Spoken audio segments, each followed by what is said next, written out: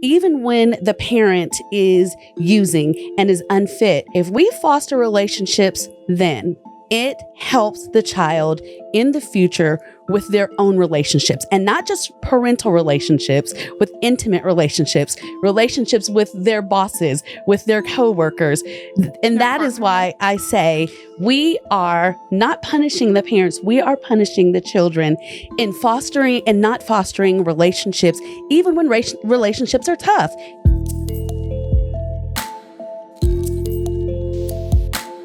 Welcome to Creepalachia. The studio is full today. We have a very important episode, very sad in a lot of ways, but also I'm going to lean towards hopeful because we have a lot of professionals in the studio that's going to work our way through it and solve all the world's problems when it comes to child welfare in the state. We got a wide range of people here, so let's just go left to right. Dr. Kristi Dumas, thank you for being in the studio. Let's introduce you first. So tell me about you. So my name is Kristi Dumas. I am a forensic psychologist by trade.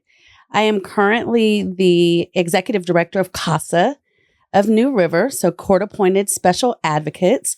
Nationally, it is CASA GAL program. And I formerly did most of the psychological evaluations in this county and beyond. Lots of children and a lot, unfortunately, of parental fitness evaluations. So thanks for having me and glad to be here. Awesome. I'm extremely unqualified to have this conversation, but I'm glad to have people like you in here because that'll make up for it. And also, Mackenzie Holdren, tell me about you. What's your daily life like? Why are you here? All that good stuff. Well, it's chaotic, but my name is Mackenzie Holdren. Feel free to call me Kenzie. I am an attorney. For the past couple years, I have primarily represented children as a guardian ad litem. You can do that really anywhere in the state, but for the past couple years, I've primarily worked in what used to be the 14th, but is now the 17th Circuit, which is comprised of Webster, Braxton, Gilmer, and Clay counties. So I have a lot of experience with all sides of abuse and neglect cases, and I'm really excited to be here today and hopefully shed some light on the issues that we have in this state as far as the child welfare system goes. Perfect. So you're a really smart person that gives kids a voice when they can't have a voice sometimes. Well, I appreciate that. Yeah. Okay. Let's put it that way. And Kellie Gunnoe, official, which you weren't on the last episode, you were in the studio, so that's official friend of the show status. All right, been here twice. So, but what's your world like? Like, why are you on this panel? Talk to me. So, my name's Kellie Gunnoe. I am the director of Raleigh County United for Prevention, which does all kinds of different things around preventing youth from engaging in substance use. So I've been doing that for about 3 years. Before that, I worked at a child placing agency that licensed foster homes, does foster care, emergency child shelter care. And I have my master's in social work and my bachelor's in social work. And I received those from what they call the Modify program, which is a program for youth who age out of foster care. So I was in the foster care system from about 14 all the way up until I aged out.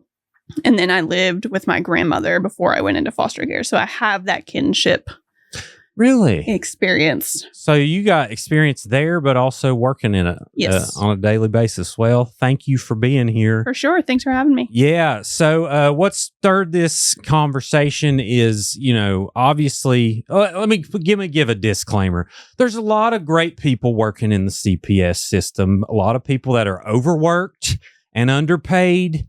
And there's 1,000 things that I think, 1,000 problems to this, with foster care and mental health and, recovery and addiction issues and all kinds of things. So I don't want this is just us all getting together and talking about ideas on how we can do better because West Virginia's in a foster care crisis. How many? It's over 3,000. Do you know the exact number? It's almost 6,000. Right? Oh, wow. 6,000. It's a little over. Yeah. Okay. So I'm way off. I mean, that was like my 4 or 5 years ago. I remember hearing that number. Yep. It's only increasing. Yeah. So, and kind of why we got together here is there's a devastating case out of Greenbrier County, which we won't go into super detail about, but there's some issues there where a mother actually took the life of her kids and also her stepkids, and there was an open case in the CPS system that I think, people were moving, not necessarily slow, but the system's designed, it seems, to move slow. Correct me if I'm wrong, but that kind of said, well, let's get together and talk about some things and some issues and maybe some solutions that we don't know about or what people can do out there listening. So where do we start? I guess let's just go, since we talked about foster care, let's talk about that first. So can actually go right off. Yes, yes. Please. So I'm familiar with that whole incident. I have a very good friend who was the sister of the mom who had parent of the kids. So I'm very close to that situation. So that it never actually got to open case. And so I think that that's where the misconception comes into play of I made a referral, so I don't know why those people have their kids. So the hotline. So if anybody is suspected of committing child abuse, whether you know the details or you don't, you call the hotline, what they call the hotline. So it's just a place in Charleston, and there's people who are trained to take like assessment questions to gather information. And a lot of the time, people who are calling are well-intended. They see something, they have a gut feeling, they don't have all the pieces, but they want to report it just for good measure, right? So it's up to the people in Charleston to delegate that out to the counties. And so that was implemented, God, it's been, 10 years by now. They implemented the hotline because it used to be you called your local county office and people would be like, I know them. They're not actually doing anything wrong. I know them. They're my brothers. So it took away that component. Oh, really? So it's like people could actually end it just by word of mouth. Yes. Okay. So like if your uncle or was friends with somebody who worked there, it'd be like, oh, I know them. They would never. So like we just toss this out instead of looking into it. And so now with the centralized intake, they decide in Charleston at centralized intake if the county is required to investigate or not. Gotcha. So it might be that somebody is committing some sort of abuse, but they don't have enough information to say, hey, look into this, or they didn't say the right things. Hearsay is a big thing that they rule out. So if they're like, my mom told me this kid at the playground did X, Y, and Z, and the mom came in and did blah, blah, blah. Because she was not there and she did not see it, they screen that out immediately. Oh, really? Yes. Because there's not enough information. They're not getting it from the direct contact. Okay, gotcha. Okay, so third-party information they don't really pay attention to. What?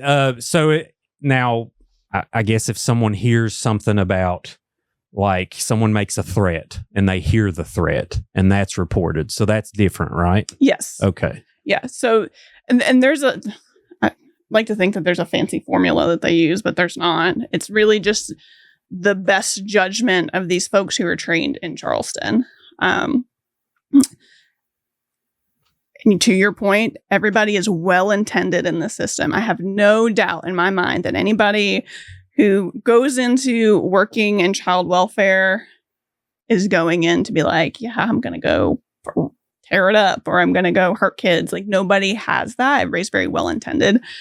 But because systems are made of people who are operating those systems and those policies, there will always be human error. There's not a policy that we can legislate. There's not more training that we can implement. There's not a different procedure that we need to do. Like, there will always be something wrong with it because humans are inherently flawed. Complacency. Yes. I mean, you're there for years. Let's just say like you're not satisfied for whatever reason, if it's pay or whatever. What's the typical caseload of a social worker? Do we know? It really depends on the county. Yeah. You have some counties where they have more CPS workers, but you also have a lot of counties where they are very understaffed, and you end up in situations with people who, have huge caseloads. And I can use myself, even though I am not a CPS worker or affiliated with the Department of Human Services in any way. But a lot of my colleagues who serve as guardian ad litems, especially in counties where there are more attorneys, such as, Kanawha County or Monongalia County, they will have caseloads of 30, 40 kids. Whereas where I'm at, it's not uncommon at all for guardian ad litems to have caseloads between 100 and 200 some kids on their caseload. So you kind of have the same issue with social workers. Yeah, and I'd love to have CPS workers on, but obviously the state's like, you ain't talking, and and and it's fine. I get it. Like, there's a liability there. There's a lot of privacy issues, but at the same time, that's kind of what creates problems, is people not really talking to each other and kind of relaying like, oh, well, you don't know all of this, even though I can't tell you. It's just a communication thing gets tough sometimes, but yeah. And I will make the note that Child Protective Services, the state, they get a lot of the rap because they're the legal guardian, but it is an entire system. It's a systemic problem. Mm-hmm. It's easy to blame CPS because of the legal pieces, but it's the courts, it's the support programs, it's that we've privatized programs. I go on gripes all the time about how we privatized foster care without a plan of how that's implemented. And now we have 15, 16 child placing agencies across the state who all have to make overhead and have to have their own trainer and have to have this. So the state only gets so much money. They can't cover 16 child placing agencies' overhead costs. And then they have to cover the cost of the child being in the home to the foster parents. There's all kinds of pieces of it, but it always falls back on Child Protective Services, and that's not always fair.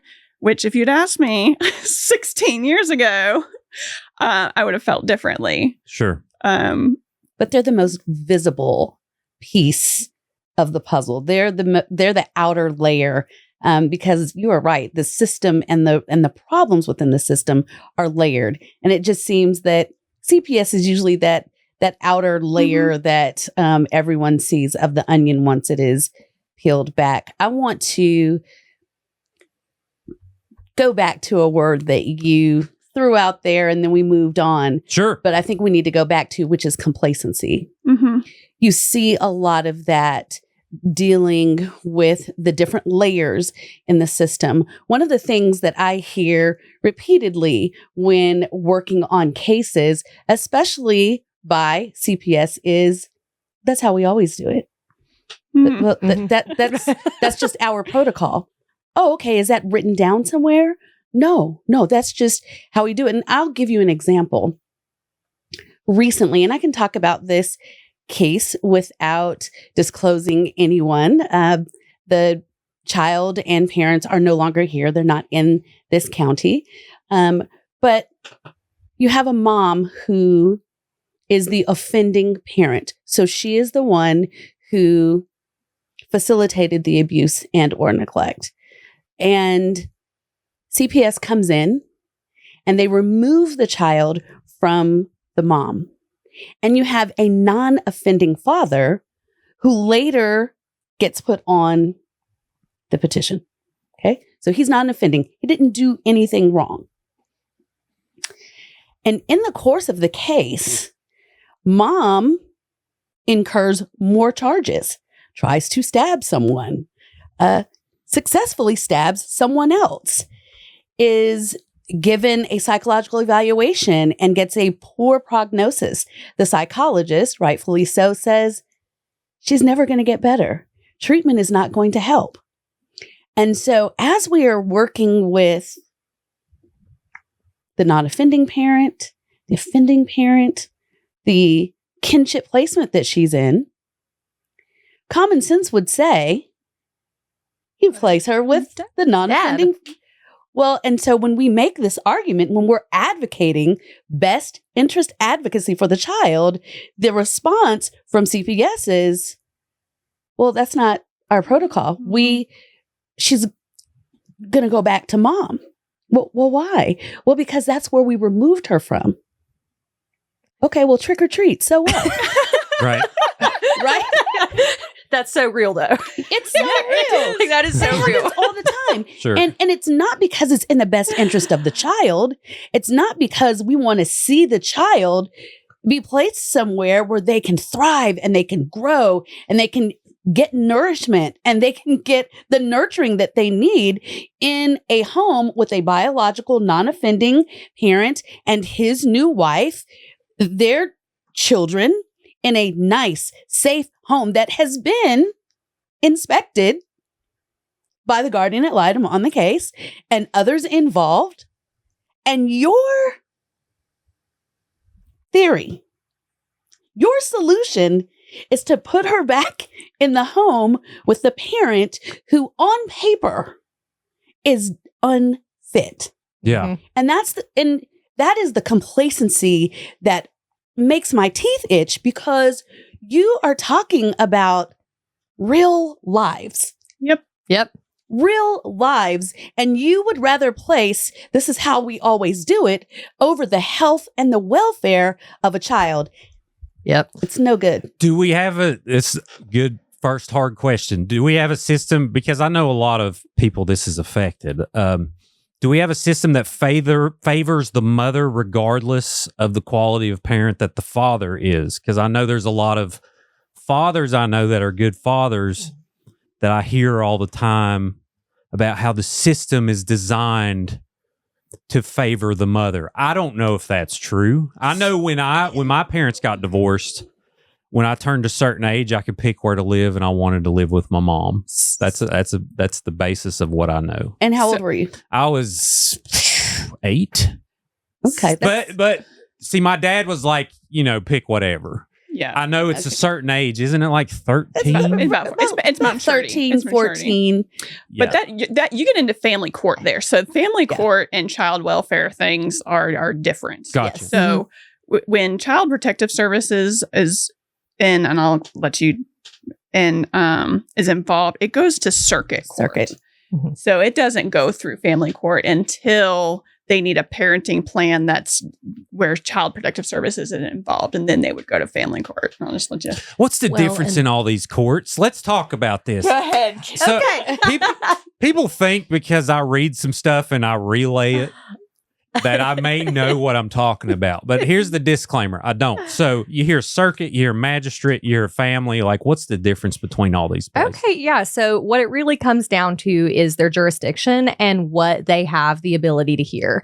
So here in West Virginia, magistrates are not required to actually be licensed attorneys. My dad is actually a magistrate, and he was a police officer for 20 years, which is one of the common tracks to be a magistrate.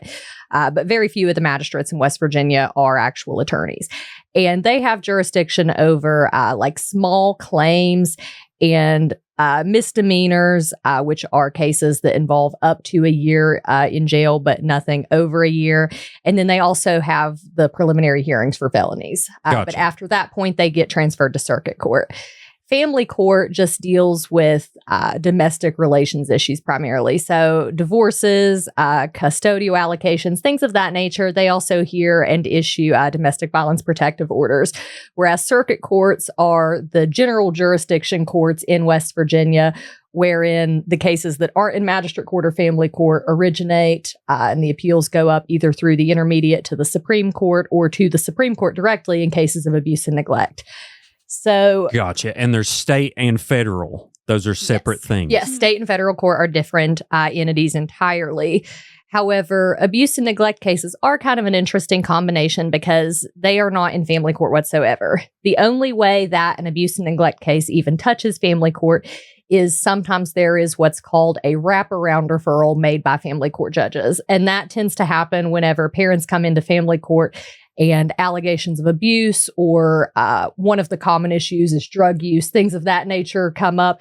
The family court judge will make a referral to circuit court, and then it goes in front of the circuit judge as what's called a JAA case. And it's determined whether or not an abuse and neglect petition is going to be filed. How many papers do you do a day? Like 1,000? It sounds like there's a lot of stuff happening. Well, I do a lot of writing. Okay. So, and we'll kind of keep breaking this down. So, guardian at Litem, I imagine you run into a lot of he said, she said, type of stuff. What is that for someone who doesn't know? So, a guardian ad litem in West Virginia is an attorney who represents the child. So in abuse and neglect proceedings in circuit court, everybody gets an attorney. So, offending mom, offending dad, they get an attorney. Non-offending parent, they get an attorney. But I always say that I have the best job of everyone in the room because my job is just to make the recommendation that I feel is in the best interest of the child, which makes me feel better inside than I feel when I'm representing parents. Yeah, so it's like kid arbitration.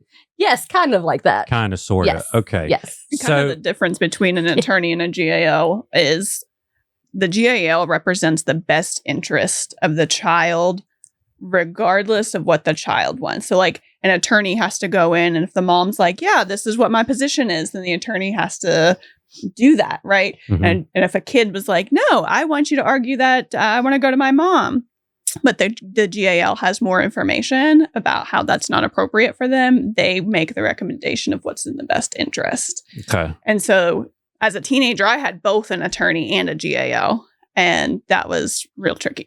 Okay. And see, in West Virginia, and it's not like this in all states, in West Virginia, to be a GAL, you have to be a licensed attorney. But in a lot of states, that's not the case. So in a lot of states, it's actually more like social workers. And I think in even some states, it's like trained volunteers. Mhm. CASA. Yeah. Okay. Does the parents have access to you? Can they be like, Susie Q's on that needle. You need to get in there and kind of see what's up. Or like, she's been whipping the kids a little too much. Can they talk to you? They have access to me insofar as my phone number and my email address are public, and they can stop by my office. But whether or not they want to, I'll always listen to them, but I have a very different temperament and personality than a lot of the people that get into this line of work. Right. So you got like a process for everything. And if you don't follow in the process, then like, what's your process? How many of you are there in the state? It's not a lot. And I can tell you that it's not a lot because this is something that has deeply troubled the Supreme Court for years. And I know that the judges talk about it. The Supreme Court talks about it. They are constantly trying to find ways to incentivize other attorneys to want to do GAL work. Yeah. Okay. I got you. And so on your end, you don't, notice any favoritism of like this parent over that parent. It's mainly like, where do the facts lead you? Kind of like an investigation. Do you want me to be completely honest with you? Because I would love to be completely honest with you, JD. Let's go. In my line of work, it's not so much favoritism towards mom or dad. It's favoritism towards the parents. And there is a lot more emphasis put on babying the parents and not hurting the parents' feelings than what is actually in the best interest of these kids. We have created a system and I recognize that this is not going to be a popular sentiment with some people, but there are a lot more people that privately agree with this than don't, especially people who are not involved in the system. People get tired of it. They get tired of seeing these kids come to school dirty, get placed back in the system, go back home with mom and dad, and then it becomes apparent pretty soon, a lot of the time, months later, that the kids are right back in the system. People get fed up with it. Truancy. That's an issue, but it becomes pretty obvious a lot of the time when kids are back in the system, because sometimes you have like the GAL talking to the teachers, but a lot of the time it becomes noticeable. Gotcha. And I could go on for days and days about the causes of this, but the foster care crisis being one, and the emphasis on recovery and, like I said, a lot of other social issues. We've created this system in which the shame is transferred. And what I mean by that is we are not supposed to shame people. You know, we're supposed to remove this stigma. Have you been on Sleazy News? Come on now. No, I'm kidding. I know Sleazy. Oh, I do too. Yeah. We're buds. But no, great guy, honestly. We've created this system where we are not allowed to shame people for making poor choices and being poor parents. And I don't mean poor financially. I mean making poor choices and choosing things over their children. Right. So instead, that shame gets transferred to, you know, we will have grandma and grandpa who are 90 years old and have adopted 7 of their grandkids and finally throw in the towel and are like, I cannot raise any more kids. And there's almost this indirect shaming that occurs where it's like, well, these are your grandkids. You're going to let them go into the system? How are you going to do this? So many exhausted grandparents in McDowell County. I think it's 50% in McDowell. I don't remember the latest figure, but I know it was at least 50% of kids are being raised. I could see that. So I want to piggyback and maybe even slightly challenge a little bit. Sure. I think that the system is really not set up for parents to succeed. Mm-hmm. And I say that from a place of working with the offending parents and helping them understand their improvement period. Mm-hmm. But let's think about this a little bit. I don't think any of us is going to debate that there is an opioid crisis that continues in our state, right, and very specifically in our county where we are right now. So think about the fact that you have a parent who may have been using drugs for 10, 15 years of their life. They are brought up on abuse and neglect charges. They stipulate to them, and the court says, all right, you got to get yourself together. And you have about 18 months tops to do that. What we know in the field of psychology is that behavior develops over a lifetime, and we understand that it can take just that long to change it.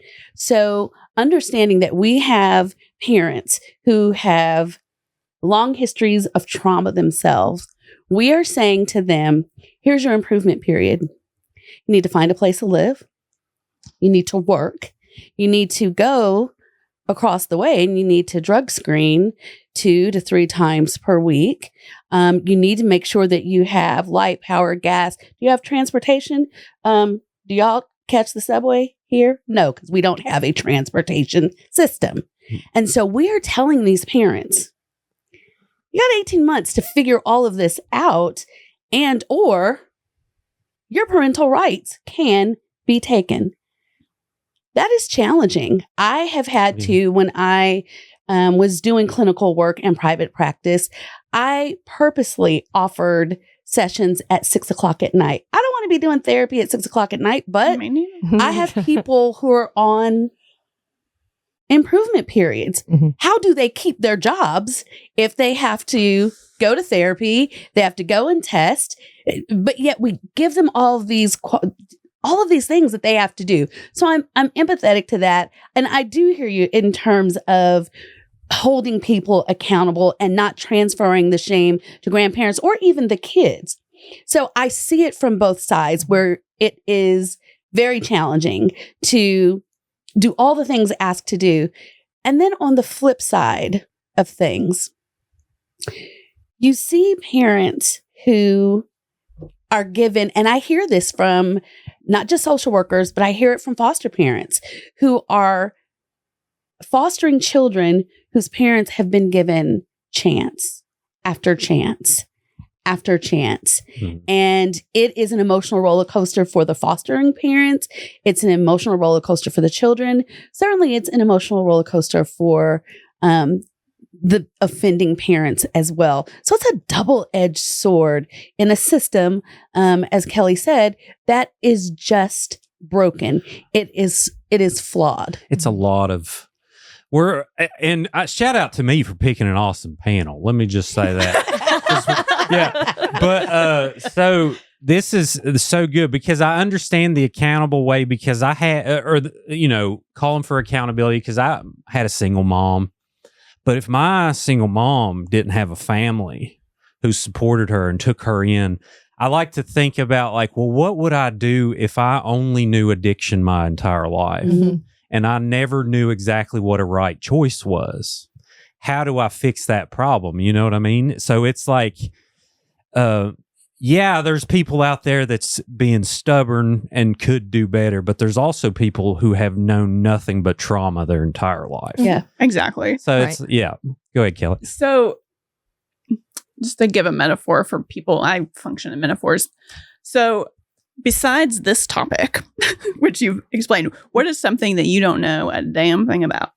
Oh, or would do you have, how many hours you got? He's like, narrow it down, please. or something that if I told you to go learn about that topic, you would be like, kill me now. Well, I'm overall interested. I try to understand things, and I know, like, okay, I see this as anything else. There's several buckets. You have the foster care system, which is its own thing. Sure. You have a system that's broken and doesn't have enough people.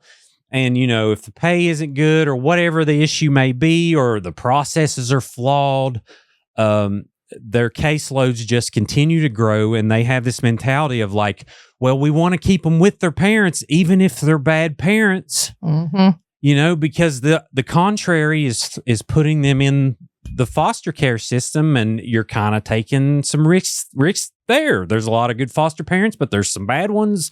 So then you run into a whole thing there. So there's all kinds of buckets. So really, I'm just trying to figure out, like, how do we have people have more empathy when they hear of a certain situation of like, oh, well, you know, so-and-so needs to just raise your kids. Like, it's easy for us to say, and we would raise our kids and, you know, we would do things different. Sure. But also, we didn't grow up having addicted parents, or we didn't, or maybe we did, you know, whatever. I totally did. Whatever. Like for me, well, for me, for instance, my dad was mentally ill. Sure. And, you know, I think he fixed it. I don't know, but you know, I had to get over that. Eventually you kind of got to say, well, you know what? I'm not going to live in this system.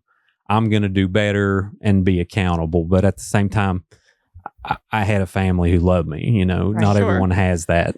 So I think for some of these parents that we want to take care of their kids, like they have a background of their own abuse, neglect, and they're just winging it. So if you asked me to do calculus, I'd tell you to fly a kite, because I can't do calculus, and coming up with that, the formulas and all that, I don't have time, capacity, no thank you. Ditto. It's the same for asking these parents who have never had a parenting skill, who have taken care of themselves, their siblings, their whole life, who are tired to now take care of their kids.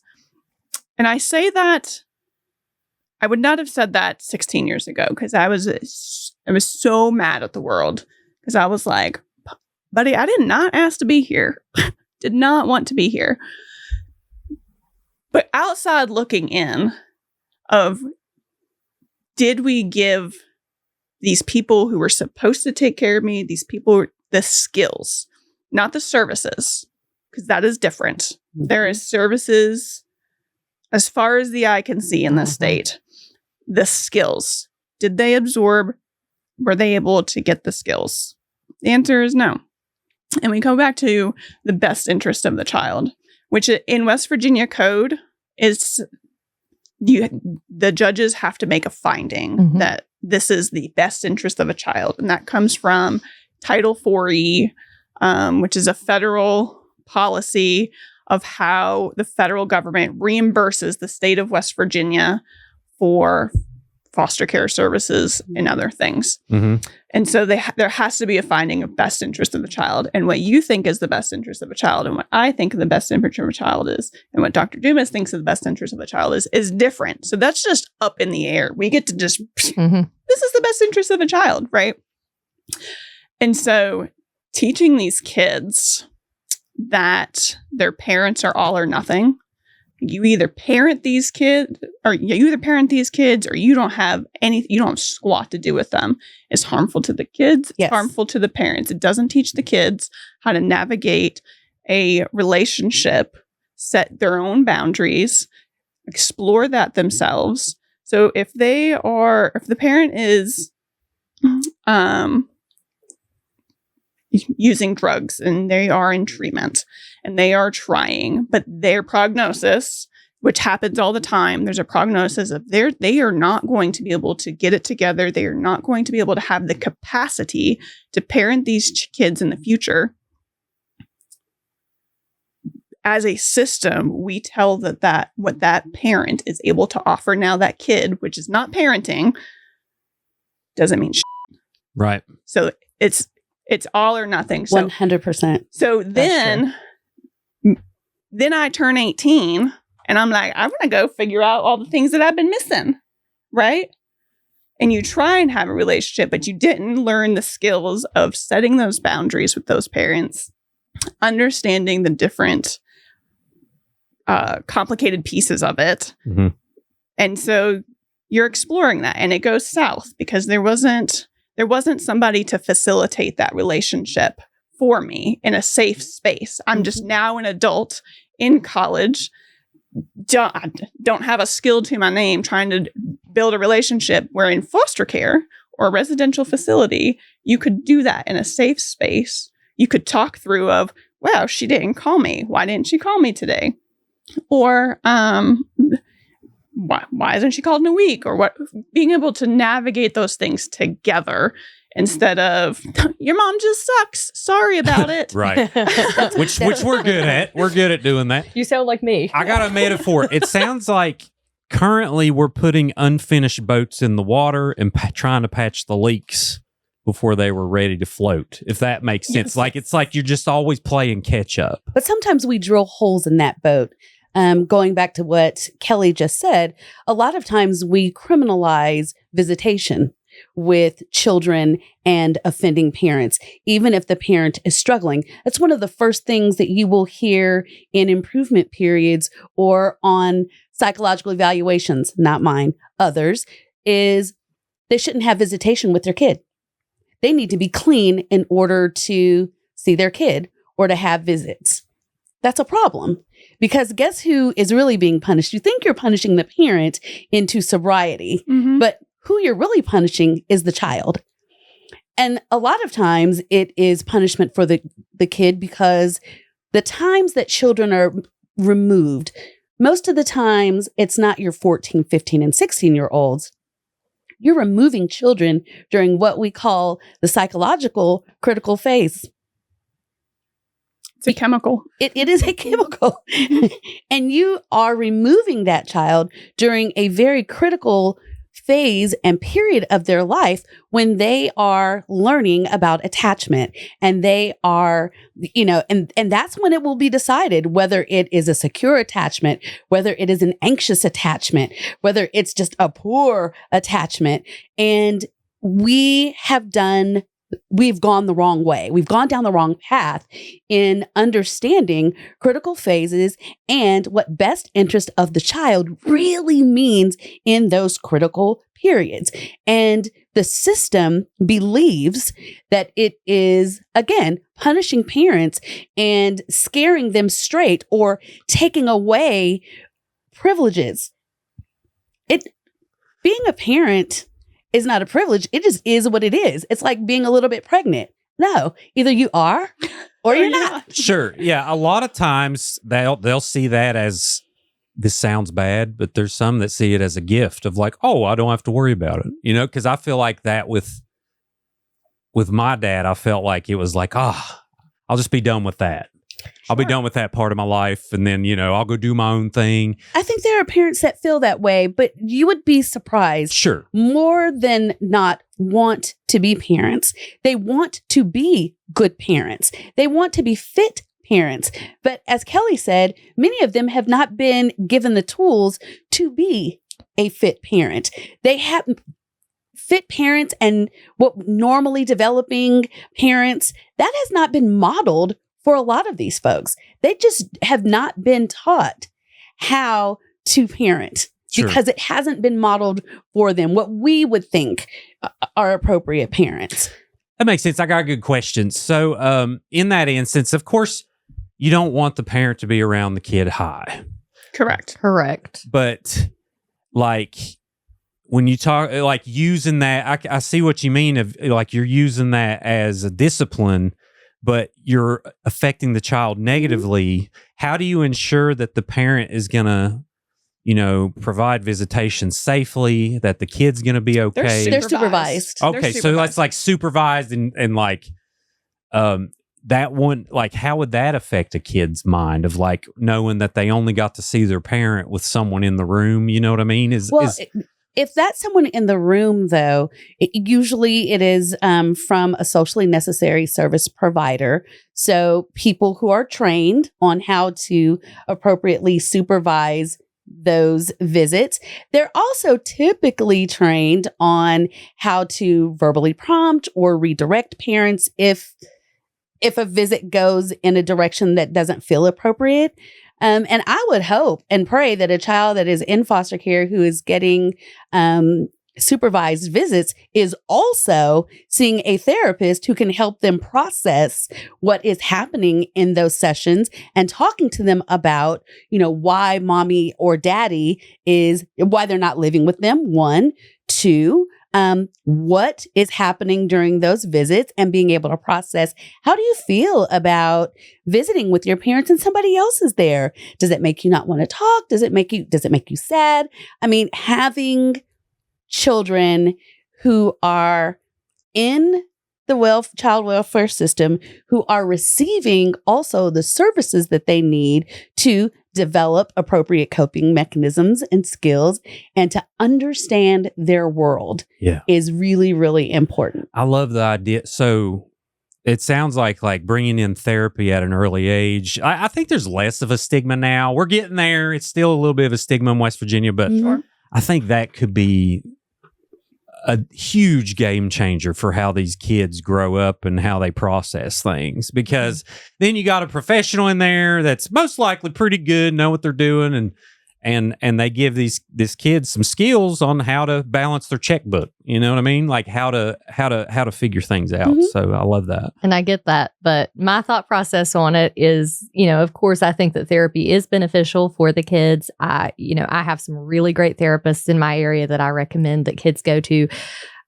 But to a degree, the therapy only helps if we, and when I say we, I mean the system, is willing to listen to the kids and what the kids want and what their preferences are too, because otherwise it's just yet another entity that is making them feel like their voice doesn't matter.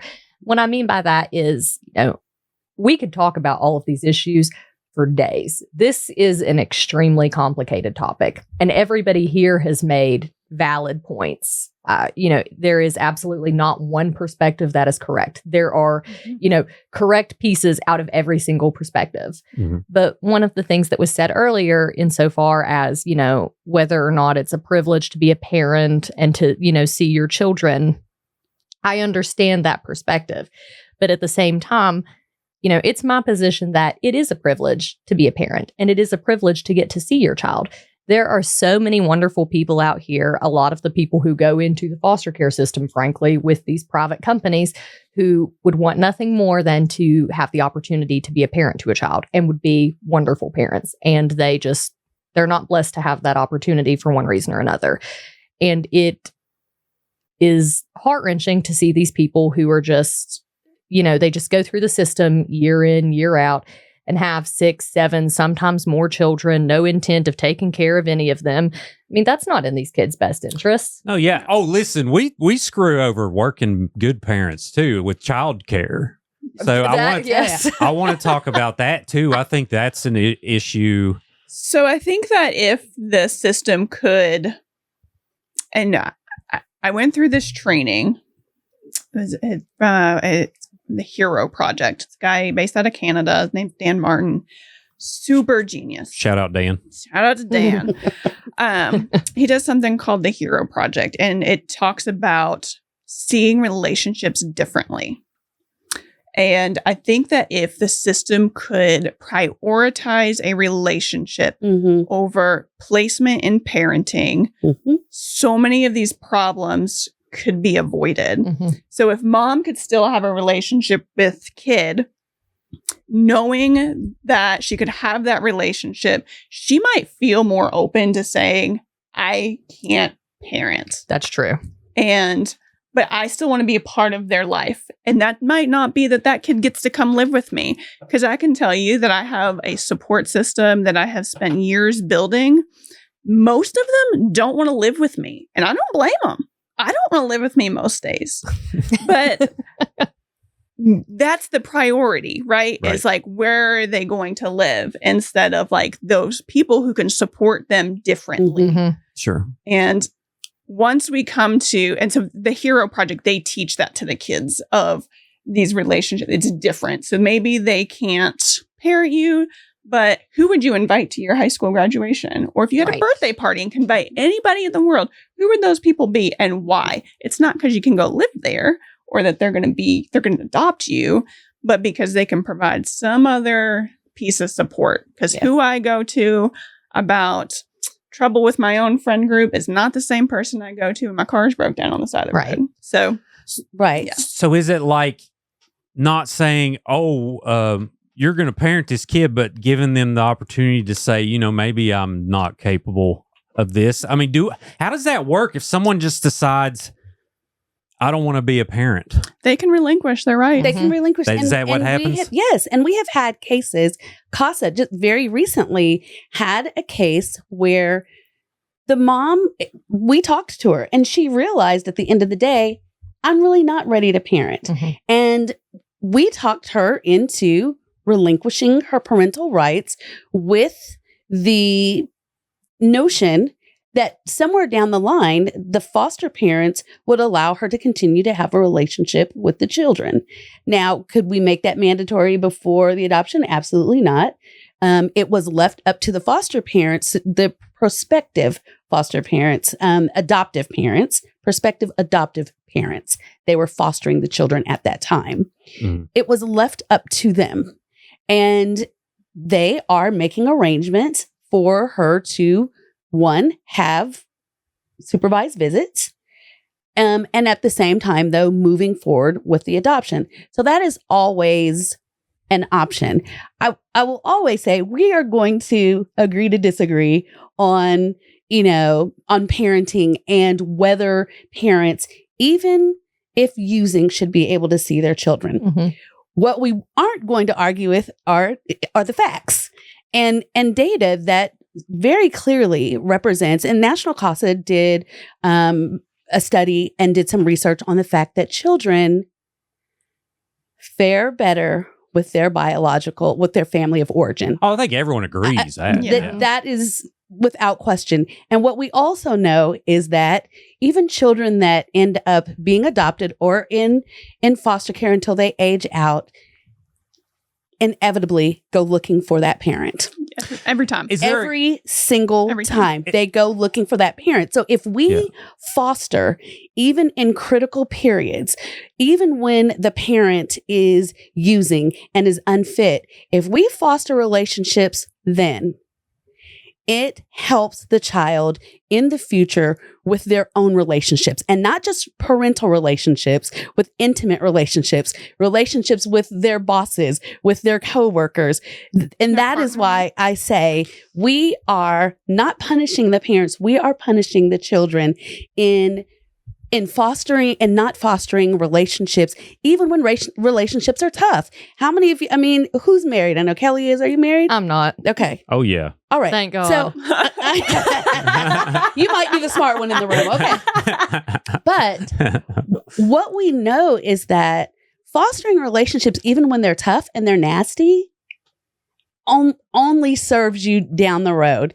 Every relationship, even if you're in love with the person, is not going to be gravy. So it's developing those skills in situations where it's not peaches and cream that is going to help you in the long run. You will mold a well-rounded person. That unless it's like physically abusive?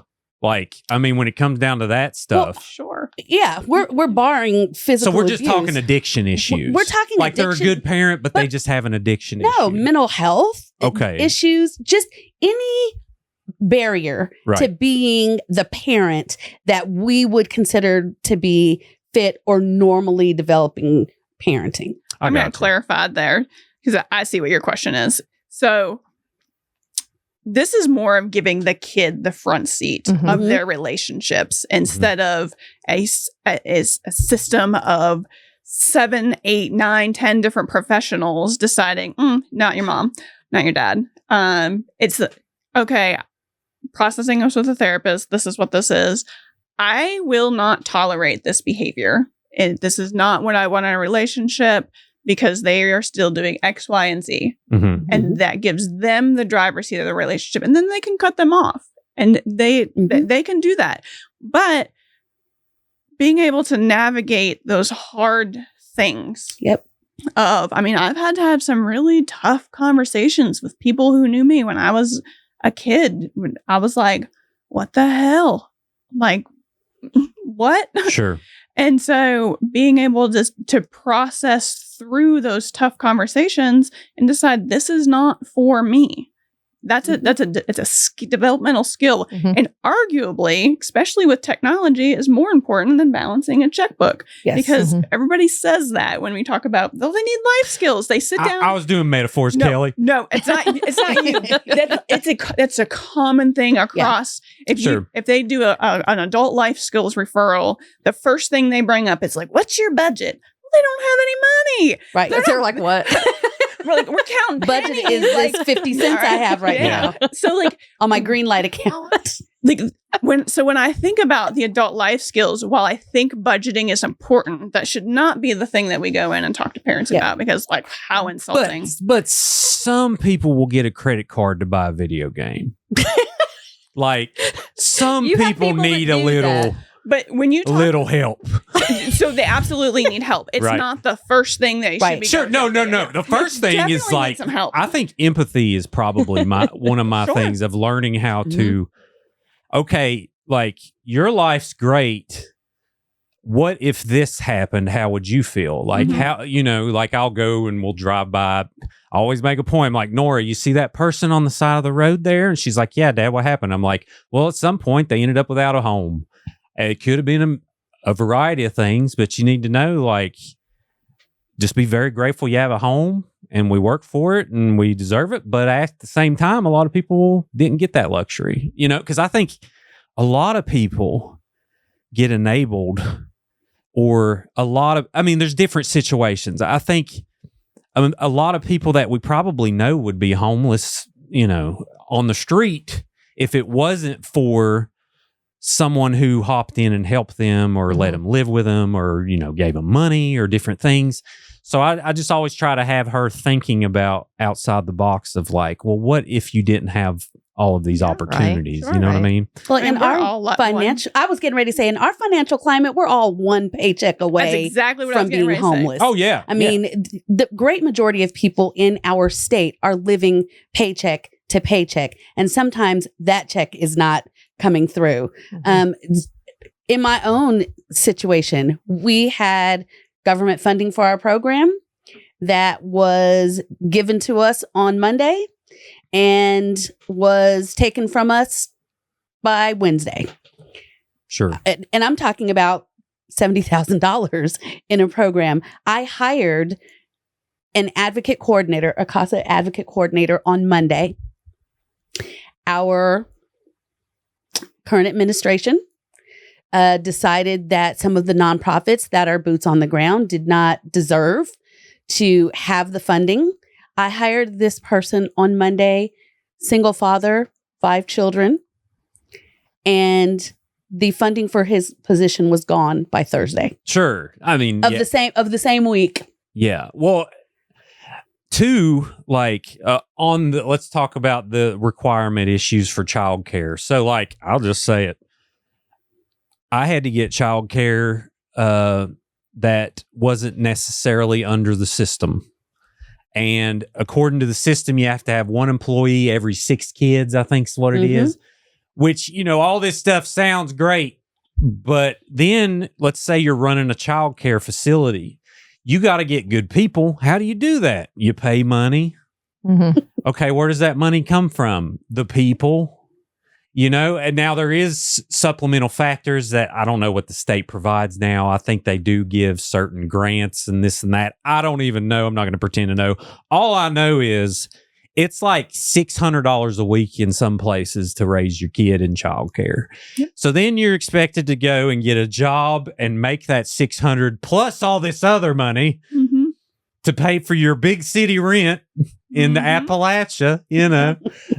So like all of that stuff matters. And then when they start, I mean, you know, I get it. You can only do what you have the money for. But at the same time, when you start hacking funds and not even paying attention to what you're necessarily hacking, you're just looking at line items and not really talking to people. I mean, it just makes it worse because, you know, what are you going to do? I mean, you run out of all these resources. What are you going to do? I mean, it's just going to get worse as it is. I mean, 6,000 kids now. I thought it was 3,000, and that ain't been that long ago. So in foster care, it was 3,800. Yeah. Yeah, it's around 6,000. And I'm going to go out and I'm just going to say it. I think that's lowballing because going back to what Kellie said, we're talking about a centralized screening where people are screened in or they're screened out. And what does that mean? That is a good point. Let her explain this. So, like Kellie said earlier, people call if they suspect child abuse. It is up to the person at that central screening location to decide, just based on the information that they're given, whether they are going to screen it in, which means open some inquiry about the case, or whether they're going to say, it's just not enough information. We're going to screen that out, which means they're not going to move forward. I tend to believe that a lot of prospective cases are screened out just based on capacity, one, and two, the intuition of the person taking the call. Okay, yeah. And so it's like, oh, that doesn't sound legit. And then you can just, okay, yeah, human error. Gotcha. Lots of human error. And I think that a lot of abuse and neglect happens that does not get screened in, probably mostly based on capacity to handle the situation. And so underreporting happens. And you see an ebb and flow of that, particularly when school is out, where there aren't an extra set of eyes and ears on the children. Yep. Sure. And so I think that that is a low ball number in comparison to the abuse and neglect that actually happens in the state. I got you. Okay, so ad litem, is that a Greek word? What does that mean? Does that mean like it means company? Guardian in this action. Okay, gotcha. Okay. Is it French? Right. I don't know languages. Latin. Okay, gotcha. Latin makes sense. All right. So you hear, you know, you have a case where someone has an addiction issue. What's your first step? Like, what do you do when you get involved? Do you start saying, okay, well, you know, let me look at the toxicology report. Let me figure out this and that. Because I understand what you're saying about listening to the kid. Because kids are way smarter. Yes, they are. In general than adults. They are a Let's lot more just be honest. perceptive than people think. Oh, yeah. Yeah. Now, granted, there's ADHD because of screens and all this other stuff. But at the same time, that gives increased knowledge. They have a better way of communicating. You know, I give kids a lot of credit. I know a lot of people think that, you know, oh, this generation's lazy. Like, no, I think kids are very, very smart. Yeah. And just watching my daughter grow up and seeing the things she learns way quicker than me tells me that. But how is the system designed now to not necessarily listen to that? Well, and I think that you can kind of derive that from what everybody else has said. But when we talk about what's in the best interest of the child, I don't recall whether it was Kristi or Kellie that said it, but somebody said something along the lines of that's an arbitrary thing, because what I think is in the best interest of the child is probably not going to be what every single person thinks is in the best interest of the child. That's, you know, essentially kind of a judgment call. And, you know, kids absolutely are biologically programmed to love their parents, like even their god-awful parents, like the parents that anybody would look at and be like, that person has no business raising a child. Oh, yeah. Their child still loves them. It's just the way that it works. And I loved my awful dad for many years and was angry. And now it's like, whatever. I hope he's well. right, You know what I mean? Right. But yeah.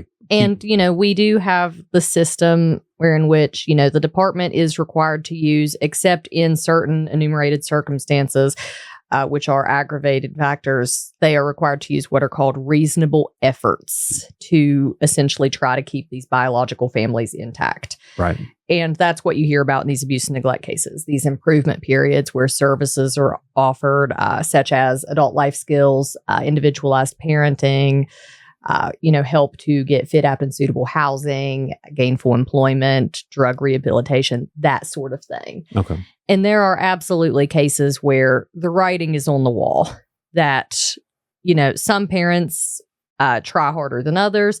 Of course, addiction is a very complex issue and it does take a long time to treat. But there are also cases where parents get wrapped up in these cases and it's pretty apparent early on that they're not really interested in being receptive to the help.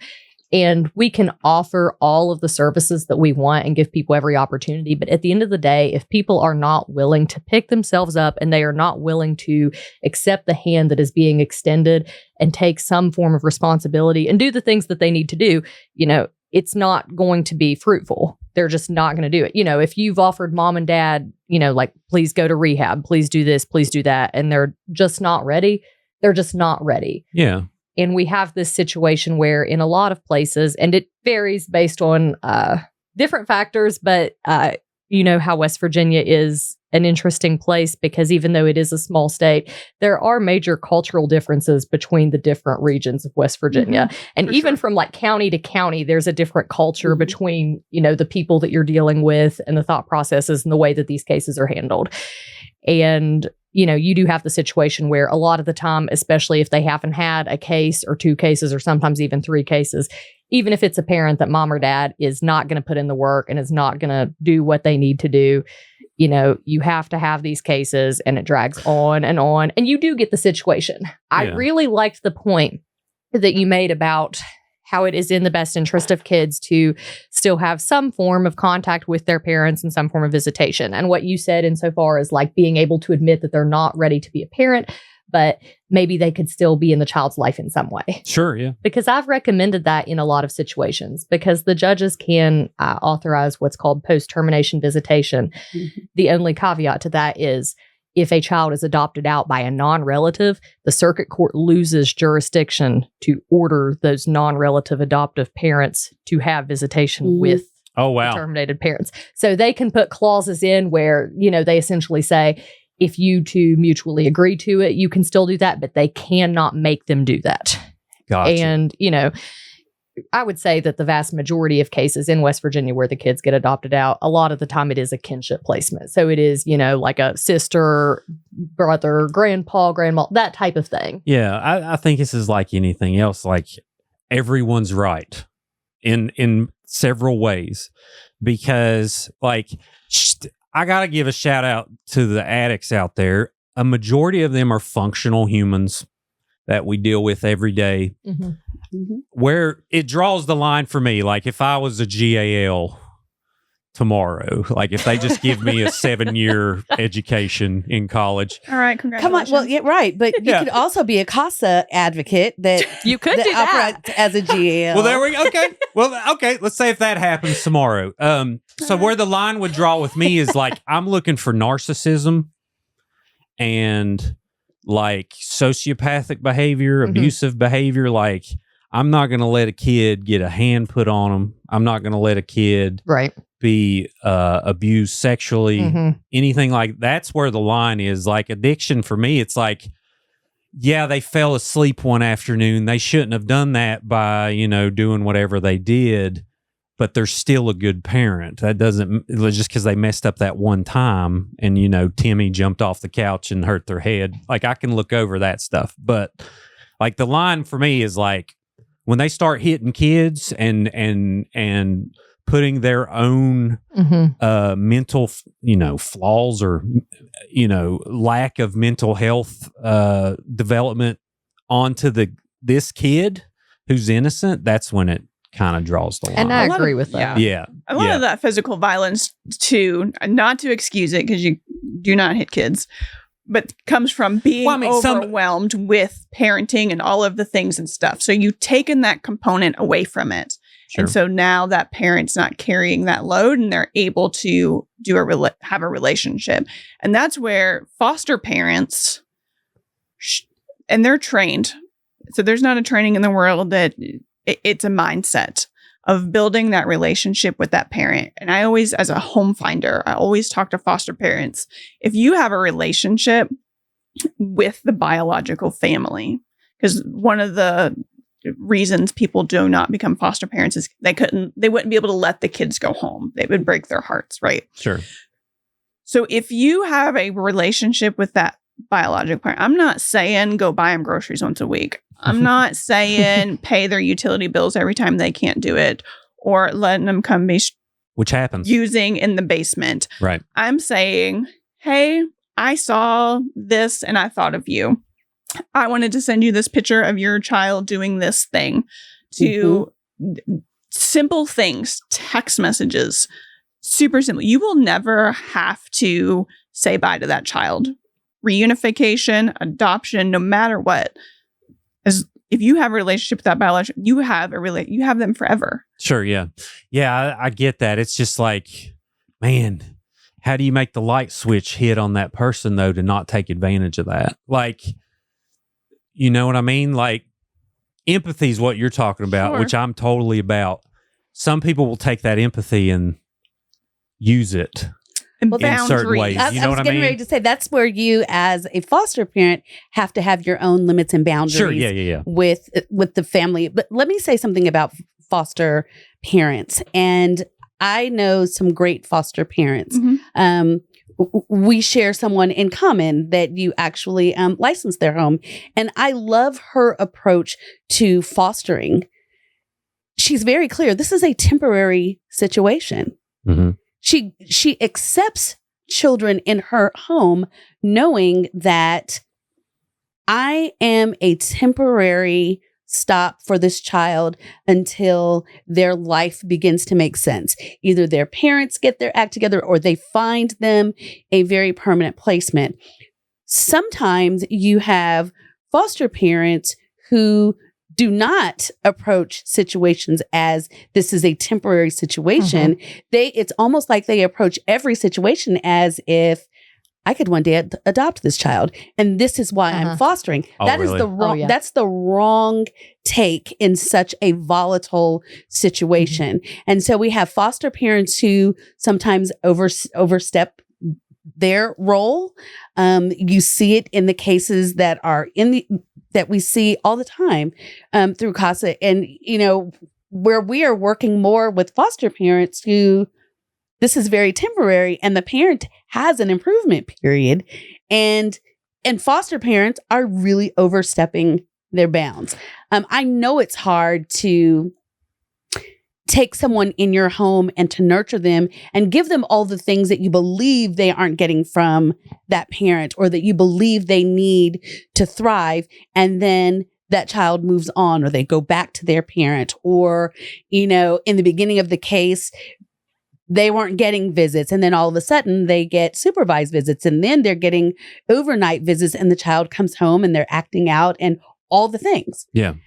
I understand that, but I think if foster parents go into it with the perspective that this is temporary and I am playing my part in getting this child to permanency, I think you will, a lot of the dissension that you tend to see would not be there. I'm glad they're trained to be that way. That they're trained from the get-go to be that way. I know. So and I'm glad you brought that up. So definitely don't blur the lines of foster and adoption. Correct. Two different things. Well- So the word, and essentially the word foster means to, help this journey, help this relationship, help this kid grow, but don't overstep is what you basically. And let me chime in because that is a very, very good point. And what one of the points that Kellie had brought up earlier was, this issue with these privatized foster care companies. Mhm. And I What? don't What do- know. What is that? I'm sorry to cut you off. I don't know what that is. So whenever we talk about kids being placed in foster care, there are several agencies in this state that are private companies that do the placements. Like some of the bigger ones that you hear about are like Children's Home Society, NECO, Blueprints. Yeah. Now, Children's Home Society, they do some great work. They do awesome work. Yeah, I love them. Gave them some money. All of the child placing agencies do awesome work. This isn't about whether they do awesome Gotcha. work. Go ahead. This is not about whether they do awesome work. And this isn't even me speaking about necessarily the agencies as a whole, but at least I have definitely personally had the situation in several cases where I've been the guardian ad litem too, where it's not even so much the foster parents. Private adoption is a very expensive undertaking. And the reality is that in a lot of these abuse and neglect cases, probably well over the majority, the ultimate end result is that mom and dad do get terminated and the children get adopted. And I think that there is absolutely somewhat of a predatory approach. And I'm not saying that it's authorized necessarily by the companies, but there is a predatory approach from both workers within the companies, maybe within the companies themselves. I won't speak to that. And the department wherein which they take advantage of these people that make it very clear to them, like, listen, I want to adopt kids, because I've had situations before where these people will have a child for a very long time and they'll come to me as the guardian ad litem like, I told them I was only interested in a child that was adoptable. Like mom and dad had been terminated. So why is this kid having to go have visits if they're adoptable? And I'm like, because mom and dad are on an improvement period and the permanency plan is reunification. They did not tell you the truth because they knew you would not want to take that child anymore. And because of the foster care crisis, they are so desperate to place these kids that they tell people what they want to hear so they have somewhere to put them. 100%, ma'am. Yep. Absolutely. Plot twist. Yeah. It's And by terminated, they're still alive. They're still alive. They just have zero rights. They just got fired. All right, go ahead. They got fired as a parent. Gotcha. So the child placing agencies, they're contracted with the state. So X amount of years ago, the state of West Virginia CPS workers did the investigation. They had a home finding unit, which they still have. It's just way smaller now. And so they licensed and did all of that internally. As we got into the crisis, they couldn't handle that. So they were like, okay, we will contract this out. And so they pay a per diem per child in the home at a tiered rate. So there's tier 1, which is like most babies, unless that there's a special need to them. And there's tier 2, which is like, there's some attention that needs to it. And then there's a tier 3 child who is just off the chain, right? Unmanageable, very difficult. Someone would need to not be working to be home full time. Right. So they pay for the case management, and then the agency pays the foster parent. And so these agencies, some of their roots are in adoption. And so they build families through adoption, and that is the culture that they build of, like, even if they come in and they're like, this is a foster only, like that's what the referral said, mom is on improvement. There are people who call these foster families and like, they're on improvement period, but parents aren't. It's not going to happen. It's not going to happen. And that sets a tone for those foster parents to not even try. And shout out to Shanna. Shout out.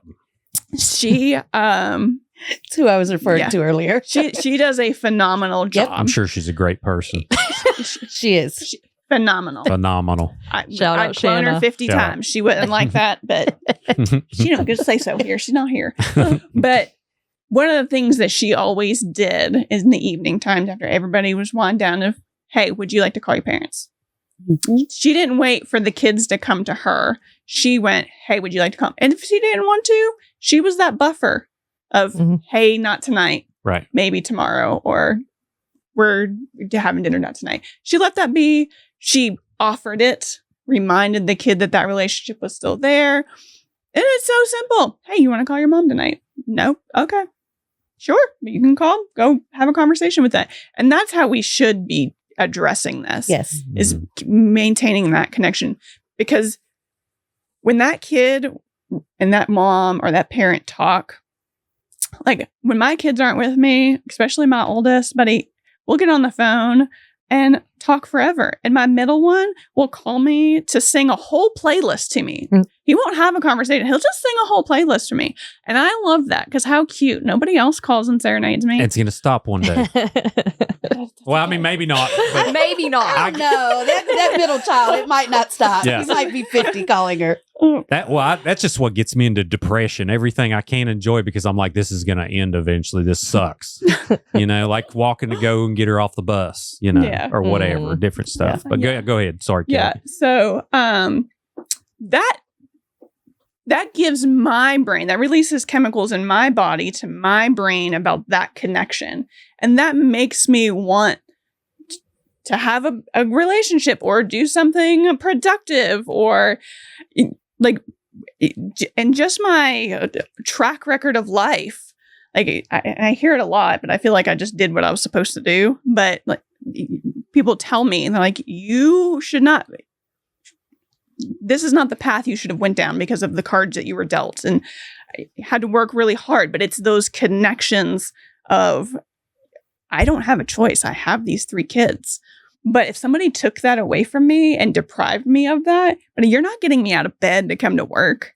Yeah. Not for $10 an hour to listen to the McDonald's fries beep for 8 hours and then somebody yell, did anybody get the drive-through? You talk about a hard job. Mhm. For $10 an hour. I made $5.15 when I was at McDonald's. What? Yeah. Oh yeah. My first job was the mouse at Chuck E. Cheese, and that was $4.25 an hour. Nice. So My first job was at Kroger. The But dark even times. then, it was really difficult. You had to remember to smile and then the beeping. And what is that? You got to smile like no matter what. I mean, I was pretty good at it, I mean, but I'm yeah. like, my RBF is strong. No, yeah. Yeah. Well, you touched on before I tangent away Yeah, no, it's ADHD.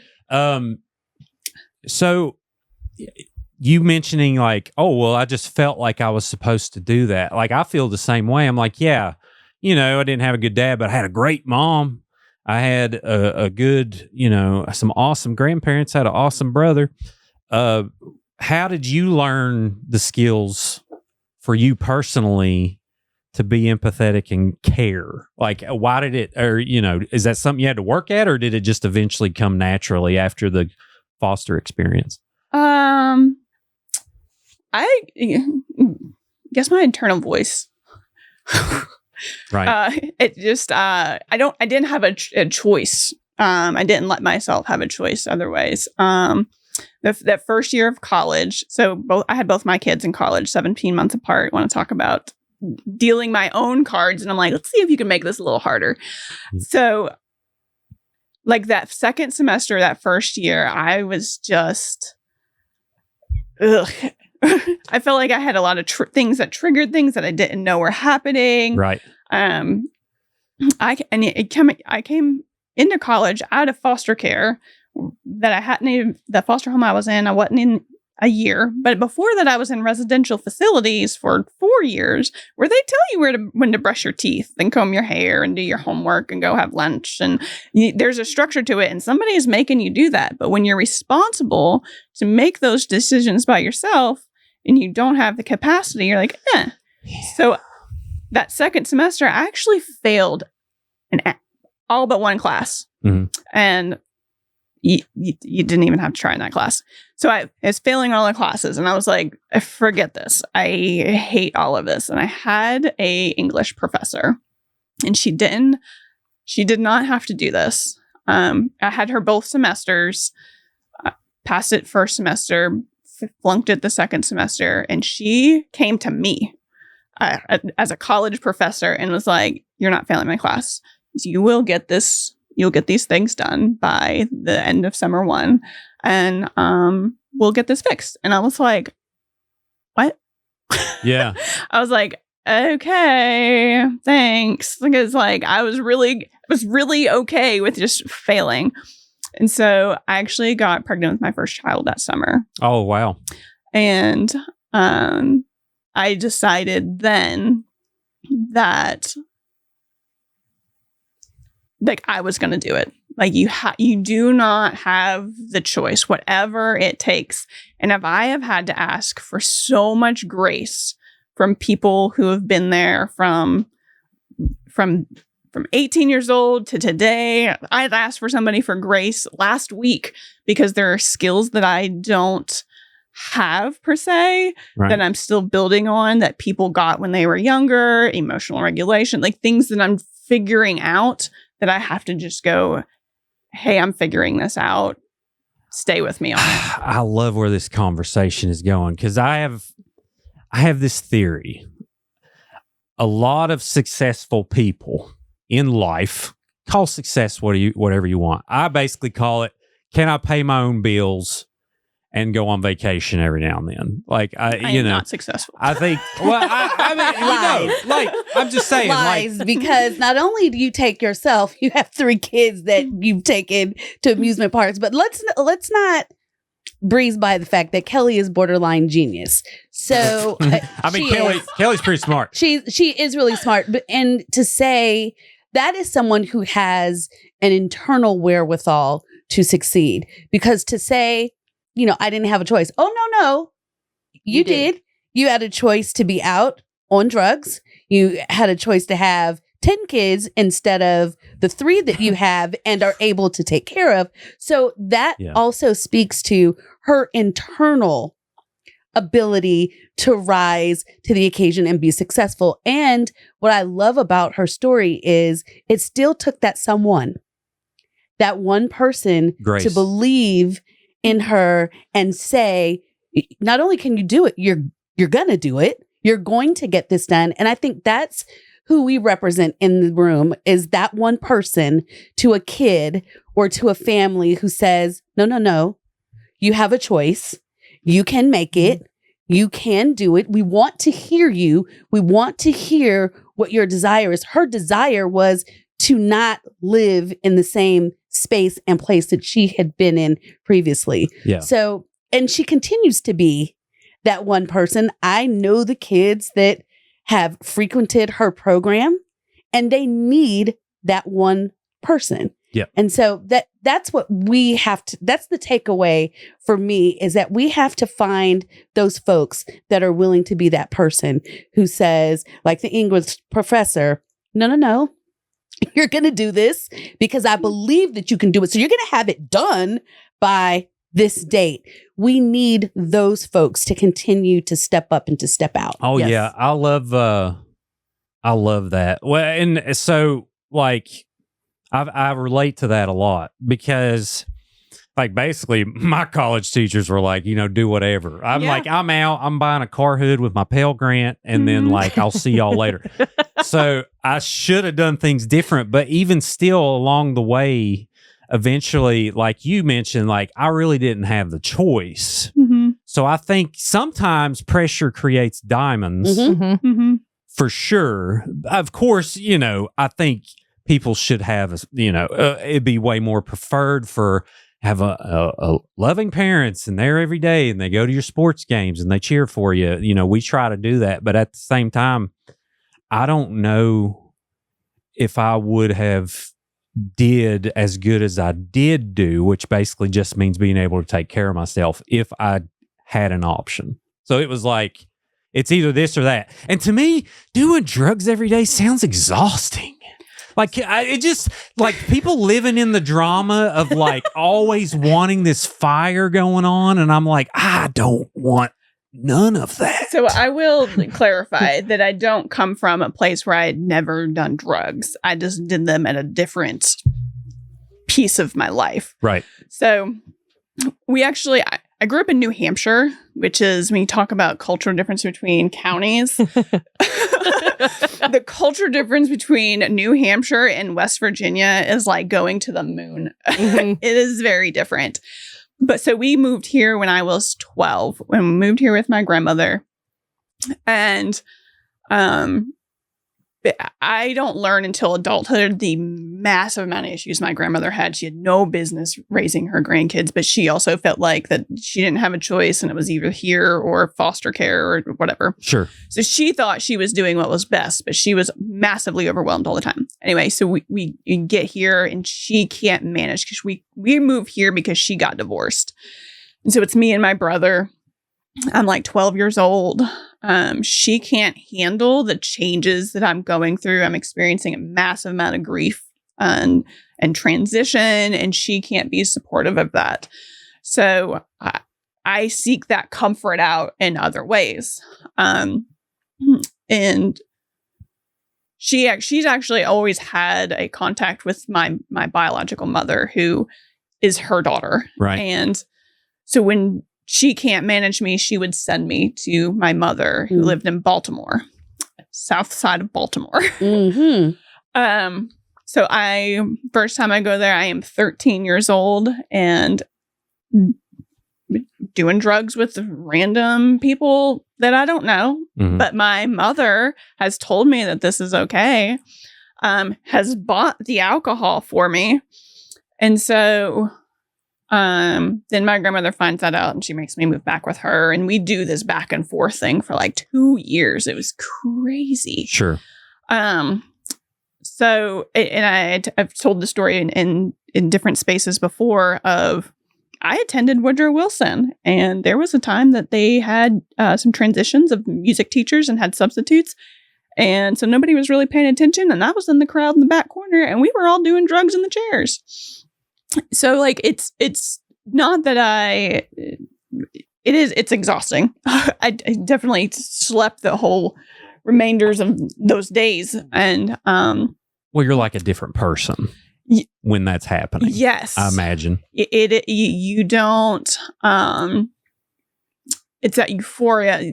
You don't realize how heavy your shit is until you're not carrying it. Sure. And so substance use allows you to let that go instead of doing the hard work of the healing and all of that stuff, because it's overwhelming. And there's a ton of research about the neurodivergency as it relates to recovery. Mm-hmm. So we're not talking about average brains, neurotypical brains, and substance use. We're talking about neurodivergents who learn differently. Their brain chemicals are different, and them relying on this easy use.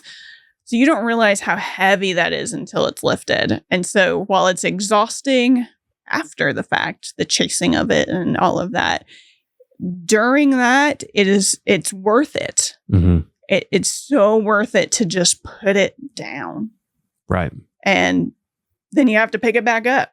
But you don't, there's not like a transition between, or a support system between the being light and then picking your back up. Sure. Yeah.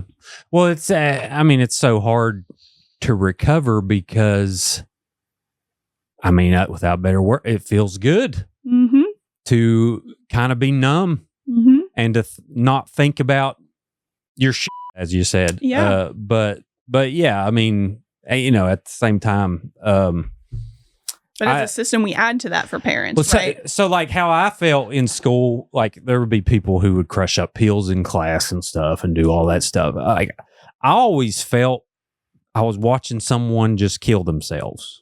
It was just a weird feeling for me. It's like, this is very weird. Like, smoke pot, done that, whatever. Sure. But like the pill line, when they started bringing out powder and putting it up their nose, and I'm like, what is going on? Doing all these different things.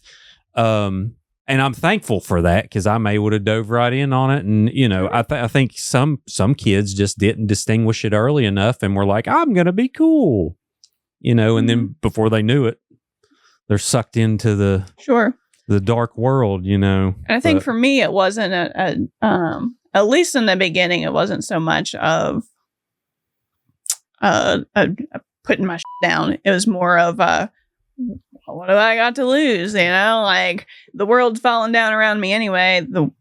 Just give this a shot. Yeah. Yeah. Like worst case scenario. And it starts out that way. Yeah. Oh yeah. And then, and it starts out too, someone got hurt at work. 6 years later, life's in shambles. There's all kinds, there's a wide range of how it happens. But yeah. So, all right, kids, guardian at Litem. So I mentioned, did you walk through your process of did you tell me your process of when you find out that that addiction could be involved? I don't even remember if we walked through the end of that, but like, what is your? Are you allowed to think about the child first with your process, or are you do you have restraints up of like, No. well, I can't do certain things? Okay, So gotcha. that's kind of one of the nice parts about being a GAO is I don't have those same considerations that the department does. My only role is to participate in the case and learn the facts and meet with the kids and make the recommendations to the judge that I believe are in the best interest of the child. And of course I do other stuff too, like if the children are not receiving certain services that they need, or maybe the ball has been dropped in their foster placement or something like that. There are also things I can do as far as that goes. But I'm not like limited or required to take certain things into consideration to the benefit of the parents the same way that the department is or the attorney who is advocating for the parents. So I know primarily what the issues are as soon as a case gets started because I find out that I have a case because I actually get an abuse and neglect petition and an appointment order that comes through the e-file system to my email. And in that abuse and neglect petition, it names the parents and it names the individual kids and it summarizes with pretty detailed specificity what the allegations are that have led to the petition being filed. Is there a certain case that comes to your mind that you've worked on? Of course, no names, but where you're like, we have a giant systematic failure, or, maybe I should, pick another profession. I don't know. Do you genuinely love your job every day, or does it get frustrating? No. Is there anybody who loves it every day? It's a heavy job. Mm-hmm. My favorite part of the job is talking to the kids. I have a lot of fun with the kids that I do get to see, and I wish that I got to see the kids that I represent more often. But I'm also in that circumstance that we had discussed earlier where there is a major shortage of guardian ad litems because a lot of attorneys do not want to do the work. Mm-hmm. So they don't take the requisite training so that judges can't put them on those cases. Is it pay or frustration or what? Like, why don't they want to do it? It's a combination of both. So frankly, you still make good money. You make excellent money insofar as what the average person in West Virginia makes, but it is significantly lower than most attorneys are charging for their private pay cases. And, you have to look at from a business cost benefit analysis, they have these private pay cases where you can charge however much amount for something that takes them 30 minutes of work. And then they make that for 20 hours of, GAL work, which is very emotionally taxing. If you are a GAL and you are representing a ton of kids, your phone is ringing off the hook because you catch it from all ends. You have the kids who are coming to you, and sometimes you have more of a bond with some kids than others because some kids kind of see you as, almost the enemy because they're just mad at the world and they're frustrated and they're just angry with everyone. And you hear it from, you do have the parents contacting you. You have the disgruntled foster parents contacting you because they're not able to get a hold of the caseworker and they haven't gotten this and they haven't gotten that. And they want to know if they're going to be able to adopt this kid. And you have the department workers contacting you to ask if it's okay. Because one of the things that was kind of touched on is the bond or, whatever the foster parents are doing to help facilitate the relationship between the bio parents. And although that is in the best interest of the kids in some cases, these circuits are ran very differently. Like there are absolutely situations where that is not okay. Like there are a lot of judges that I go in front of who they would never allow that. And if they found out you were doing that, they would remove that child from your home. Gotcha. Like that is not allowed. And there are some judges that are pretty strict insofar as like the visitation requirements go. Like I've had instances where they will get frustrated with these provider companies that do these visits because, say they will authorize what the pretty common starting baseline visitation in my circuit is 2 supervised visits per week for 2 hours each. Mm-hmm. And, because of the lack of providers that they have and the schedules of the providers and, preferences or whatever it may be, you'll run into this situation where they will like finagle some other type of visitation arrangement. Like, oh, we weren't able to do 2 days. So we did like one giant 4-hour visit. And, they're like, that is not what was ordered. If they are supposed to get 2 visits a week for 2 hours, that is what I meant. Not one 4-hour visit, not one 8-hour every 2 weeks. Like, Right. So sometimes those visits are like in a McDonald's lobby. yes. Those aren't like in the comfort of a home and a place. Yes. Sometimes it's mall. public where everybody can see this person following this. Like it's embarrassing. Yeah, it's embarrassing. And I will also add on to that, when we were talking about with not penalizing the parents, I wish that there was a better solution, because I do understand, insofar as if a parent is being supervised, even if that parent is suffering from addiction, there is kind of a logic, like what harm is going to come to the child if there's someone there monitoring it. But I've also had situations that I've personally dealt with where, you have these supervised visits, and a lot of the time they are in public places, which is just not appropriate in general, in my opinion. Correct. Because people are not stupid. They know what is going on when they see a kid with a parent that looks noticeably disheveled and some other person sitting there with a clipboard taking notes the whole time. I was going to say, And been there for 2 or 3 hours. Like they know what is going on. But, I've had situations before where kids, especially older kids, come to me extremely embarrassed because, they had a visit with mom or dad, and dad's like noticeably high over here and like passed out in his mashed potatoes at the restaurant. And, it kind of causes a little bit of a scene. It's to me, like, that's traumatic. Yes. Like, you remember your whole childhood of like, I remember, Jane with the clipboard. She was a real nice lady, but at the same time, as she never really said much. Yes. She kind of, we played tic-tac-toe every now and then. That's about it. Yes. And one of the other issues that you have that, just one of the other things that I take into consideration insofar as parents who are still in active addiction having those visits is no two people are alike and no two cases are the same. And you cannot lump them all together, because you have parents who, like I said, every parent's different, but you have parents who in active addiction, their kids never missed a meal and they still, they still prioritize. I firmly believe a majority of addicts are like that. You also have some who will allow their children to, run the street at be 6 years old. victims of extreme abuse and things of that nature in order to obtain drugs, things like that. I mean, it is a spectrum. You have better parents and you have not as good parents. But one of the issues that does tend to come up when parents especially are suffering with addiction, and whether it is intentional or not, or, it's just like a losing track of time issue or a shame issue or what it is that they're not consistent. Parents who are very, they are in the struggles and they're in the throes of addiction, they're often not consistent. So the child will look forward to, seeing mom or dad on this day, and then you have the parent just not showing up. And that increases the trauma for these kids because, you have the situation where the child's sitting there with this provider who drives them to the visit and they're waiting on mom or dad to show up, and then mom or dad just doesn't show up. And then the child goes back home to the foster home. And this is often when you see these placements disrupt, because the child starts to act out and has these horrible behaviors because, these little minds are trying to process these really complex emotions and they don't understand why mom or dad wasn't there when they were supposed to be. And the foster parent's like, listen, like, I wanted this child, but I can't do this. This is too much for me. They put in a 10-day notice. And so the cycle continues. Because if you think it's traumatic for a child to be removed once, the more times it happens, the more traumatic. They start to think it's them. Oh, yeah. Oh, yeah. Yeah. Oh, yeah. And we're supposed to build one system for all this. That's the crazy part.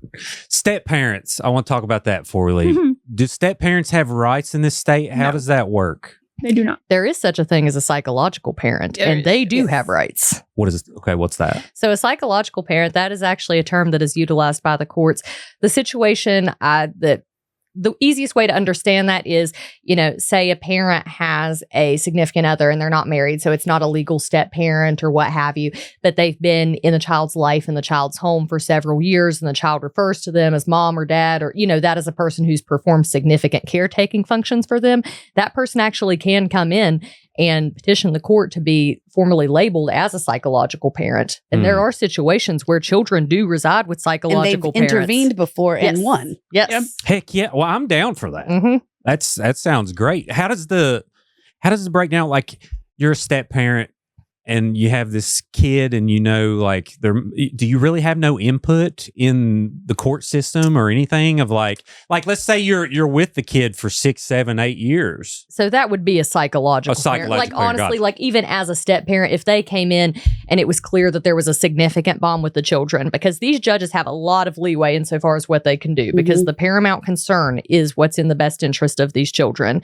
The judge can absolutely make a finding like this person has absolutely contributed to the health, safety, and welfare of this child for a significant number of years, and this is a psychological parent. Gotcha. Now, That's in circuit court, not necessarily family court. Right. Yeah, not in family court. It's all out the window. Okay. But this is in child welfare circuit court. Right. Piece, yeah. gotcha. So on the reverse end, let's say there's a abusive step parent that comes into play. Does it kind of all just fall back on the system? Like if someone, let's say me and my smoking hot wife got divorced, and then there's an abusive step parent on that end that I feel is doing certain things wrong. I'll pay your bail. How does that work? I'll help you. I'll defend you. Okay. We'll pay your bail. Well, and there are, and if the step parent is being abusive, they will get named on the petition Yes, as well. okay. Yeah. They will become part Right. of yeah. Okay, Right. so- And they will also, like, you as a parent have an obligation to protect your children. Yes. And Yes. you see this pretty often in abuse and neglect cases where that other parent will be roped in as an offending parent based on the failure to protect their child. Let's say the biological parent is saying, no, they're fine. Like, what do? Do you start hiring a private investigator? Like, do you gather evidence? I mean, I'm just trying to. I mean, I guess. I guess adults should be adults and figure out how to I guess resolve it the would situation. depend on the circumstance. But I mean, if an abuse and neglect petition gets filed, I mean, and I've dealt with several where, you have situations where the step parent is involved in domestic violence or what have you, and the case gets filed. That step parent will still be named because they are a custodian. Like if they are married or residing with this other parent and, they are quote unquote, even if they're not really sharing in the caretaking responsibilities, if you are residing in the same house with them, you are presumed to be a custodian of this child for legal purposes. Absolutely. And where it gets tricky is when there is an open case and that parent refuses to leave the other abusive parent or step parent and continues to fail to protect their child, then that's when the case gets really messy, and it happens quite a bit. Mhm. And questions before even the petition, right? So like if you just suspect your ex-spouse and their new spouse to be abusing the child, like what are your steps? You gotta be careful. Sure. You gotta be careful. You can call the centralized intake and give the facts that you have. A emphasis on facts because it's seen all the time that pissed off ex-spouses are calling and saying All the time. they didn't get a juice box, so they're abusing my child. They're neglecting them. How dare them? And those are the things that these people in Charleston are just like, I'm tired of taking this information because there's really nothing in that. And then that gets you in trouble in family court. Yeah. Plus, those workers see kids who are abused mentally, physically, sexually, like have awful lives they're trying to fix. And then you got someone who only got $25 on the Roblox card Yes. Right. instead of 50, right. Yes. So I imagine Yeah. that's a petty thing. Yeah. for sure. It happens all the time. Yeah. There's a few different approaches you could take. Even insofar as family court goes, one of the routes that often happens, and whenever it's something really bad, like say the most common scenario where you see this is when you have two parents who have some form of a custody allocation out of family court and, one parent gets into drugs or gets with an abusive partner or something of that nature, and they will actually file a petition. And there is a form of an expedited type petition, an emergency one that can be filed where the family court judge will get you in quicker rather than later, because you are not required to put your child in a situation where you legitimately believe that their health and welfare, is in peril. And I say that because you have to legitimately believe that. And people are very protective over their kids. And of course, I understand that even though I don't have them.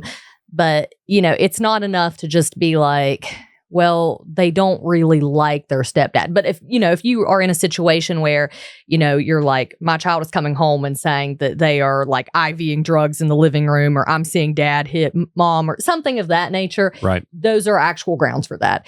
And in that situation, the family court judge is absolutely going to make a referral themselves, and you're going to find yourself, not you as the referring parent, but they're going to find themselves in a CPS case. Or you can, of course, make the centralized intake call.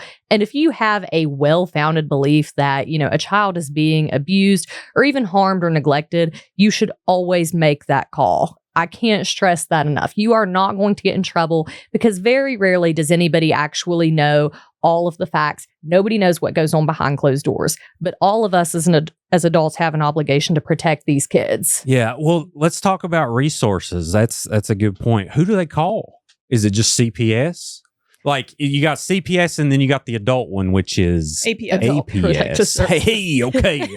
See, I'm putting things together. We love our acronyms. Yeah. Putting things together. GAL is Guardian Ad Litem, and that is Latin. All right. So, and I think, like, small town communities, I've heard instances where people say, I called CPS and that was so-and-so's, they were on a cheer squad together, or, stuff like that. So stuff like that still happens, or like, you don't need to be jaded though. You still need to report, right? Yeah, you still need to report every time. I don't care how tired the people at centralized intake are, you report it. But, I don't know where that thought went. Well, where do you report? Who do you call? So there's a phone number, 800-352-4613. Yeah. Might be it. I don't know it off the top of my head, but we can absolutely find it and put it out here. Mm-hmm. And let me just go ahead and add this, that, if you are a mandated reporter, such as a teacher, and you have reason to believe that a child is being abused or neglected, you only have 24 hours to make that referral, or you are committing a crime, and you can actually be arrested for that should someone find out that a child made disclosures to you, or you had that legitimate belief. So mandatory reporters. So I want to get into mandatorily. that. Yeah. So the number is 1-800-352-6513. Call today. 1-800-BAD-KIDS. Only if you that was a bad joke. I'm sorry. No, that was a terrible joke. Cut that part out. Yeah. I'm going to cut that one. Okay. 1-800-352-6513. All right. Go ahead, Kelly. So every mandated reporting training I've ever been to, which is several, they tell us that, like, you can be held accountable if, like, you don't report this and you had knowledge of that. And I just want the accountability for that. Yes. Like, where is, like, that? I watched that whole Boone County case just unfold statewide. It's very public. And there were several entities that I will not name, maybe, that were directly responsible, have tangible proof that could have been avoided had these entities done what the heck they were supposed to do. Go me for saying heck. Kinsey will defend me. You can say it. And, yep. Nominal fee. Go ahead. And instead of holding them to any accountability, zero accountability to that, they just created a new procedure. Yep. A new process, which they were going to have to hire new people statewide to implement instead of just you messed up. Mm-hmm. And you didn't do what you were supposed to do. So now these are the consequences. Do we not admit mistakes in this state? No, not at all. We just move the goalpost. Yes. Create a new unwritten policy. Exactly. Right.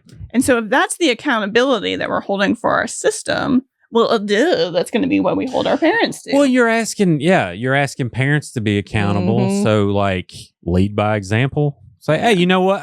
Because I'm the type of person, I mean, call me crazy, but it's like, oh, yeah, I got that wrong. Let me fix that, But for some reason, people think that's some sign of weakness. It's like, no, that's called evolving. Yes. That's called adapting to your surroundings and figuring things out. That's the very fact that you brought up at the very beginning, that we shame, like, it's not safe to be open about the things that you're messing up, because then people are on sleazy news posting pictures of where you park in your car. Right. Yeah. So like I'm a terrible parker. I don't know am too. And I'm like, I bet you I've been on there 50, 11 times. Like, this never in the lines. I got 50, 11 kids in the house. Like, but like, nobody wants to be on those websites or But I think you end up on there anyway, because it's like, you know, now granted, some people just are crazy and they like running their mouth and they love causing drama. But, you know, a majority of things us as a society generally will call out. And we also accept when people admit they're wrong. I do anyway. I think people in generally are like, you know what? Yeah. Like I've gotten little facts wrong on stories, and then someone will comment and I'll be like, oh yeah, you know what? You're right. I changed that. And they're like, oh, it's very refreshing to hear that you said that. You know, I'm like, yeah, it's kind of how it works. But yeah, everywhere. Egos. Well, I'm just saying, egos get involved, and I don't know what it is. And it just halts progress, you know. But all right, so wrapping up here, we're about to cross 2 hours. So if you were to change one thing, each person one at a time, what do you think that key factor is to get this steered in the right direction, you know, foundationally across the board? What would it be? Who wants to go first? I mean, I've been preaching mine the whole time. Just prioritizing relationships of the whole shebang. Relationships. Are we thinking accountability, Kenzie? Is that the main thing, or is it kind of like a combination? For me, it's a combo. I mean, it's hard. Yeah. You know what? I think that it's a combination because, you know, I know that I sound kind of harsh towards the parents, and I will acknowledge that I am. But let me also say that I expect that same accountability out of every other player in the system. And any CPS worker who's worked with me, any of my attorney colleagues, judges I practice in front of will tell you that that's the truth.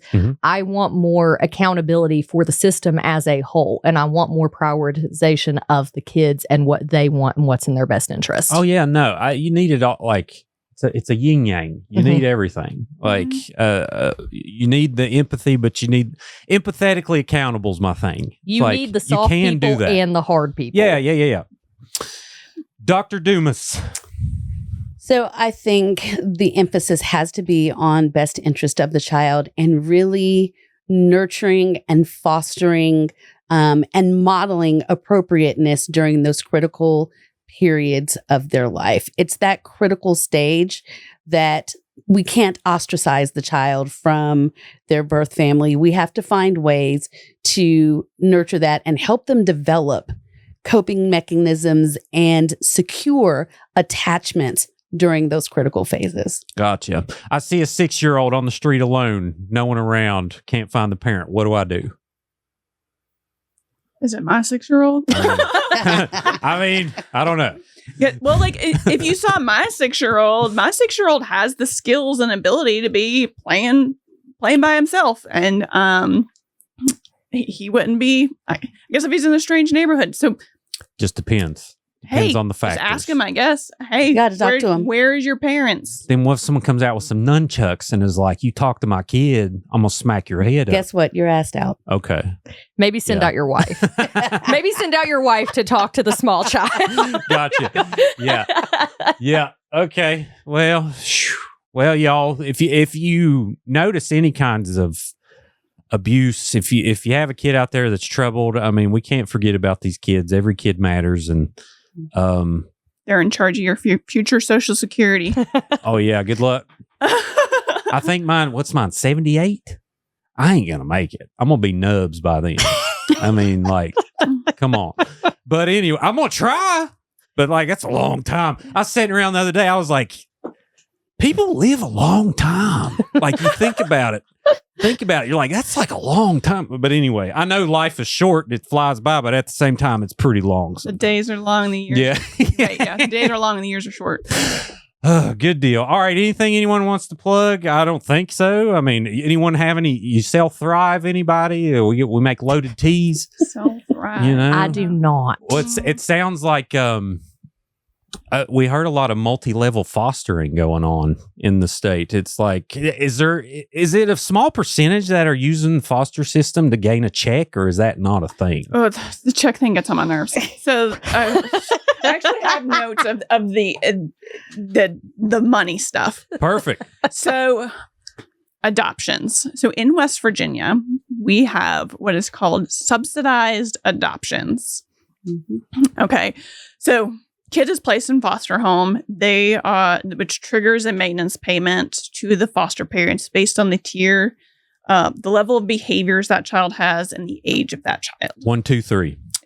There's the 3 tiers of behavior, and then there's age brackets between each tier. Mhm. Okay, gotcha. So you're talking about between $792 and like, I don't know, 970, I think, is the highest of that. Tier.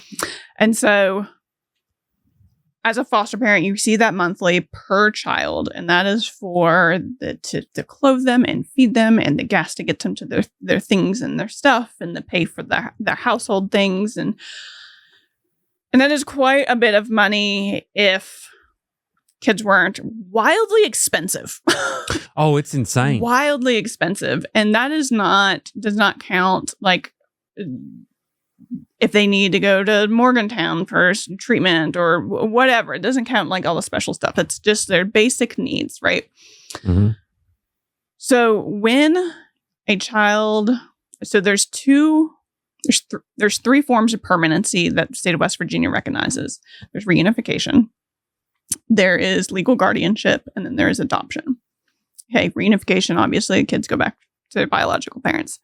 Legal guardianship is, in a nutshell, I'll take care of this kid until they turn 18, and then there's no legal bound between the parent and the kid. But Gotcha. They have the legal authority to make decisions for them until they are an adult. Mm-hmm. Adoption is essentially a legal way as if you would birth that child yourself. You get all of the legal things and stuff there. So once the child is reunified, good luck to the parents. They have to figure all of the money things out, all of the financial piece. They have to figure it all out themselves. But if the child is adopted or in legal guardianship's a little, you have to do some specific things. But if they're adopted, that maintenance payment continues at a lower rate. I think it's like $760 each month until that child turns 18. Mm-hmm. They also get to claim a tax credit. The adoptive parents claim a tax credit. And to qualify for subsidized adoption, which all the kids do, because it's a checkbox of like 7 criteria. And one of them is that they're special needs. Mm-hmm. And so if they're in foster care, they've been traumatized, which means that they have special needs. They might never need to go see a therapist in their life or need any special doctor's appointments or et cetera, et cetera, et cetera.